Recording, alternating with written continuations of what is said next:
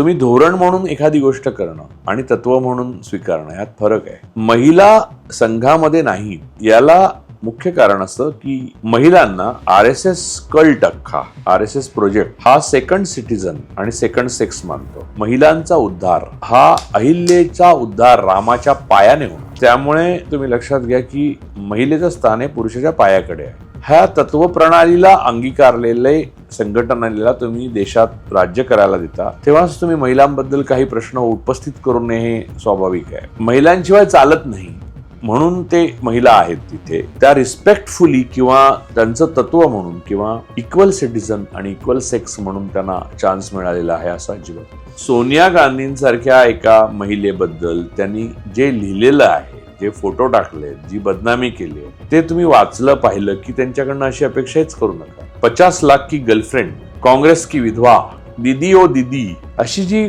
भाषणं आहेत गाजलेली ती भारतीय पंतप्रधानाने म्हटली होती असं पुढे लोक विश्वास नाही ठेवणार.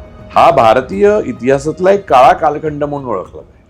पहाडी राग आहे आता उदाहरणार्थ पहाडी. तर यश चोप्राच्या पिक्चरमध्ये असे काय ते वापरलेत सिनेमात की ऐकताना तुम्ही डोंगरांमध्ये फिरता असं वाटतं. तुम्ही पिक्चर बघितलेला असो नसो. नाही खरंच लोकगीतांचा पण वापर आहे. जसं कुमार गंधर्वांनी लोकगीत त्यांच्या निर्गुणी भजनामध्ये किती सुंदर वापर केला.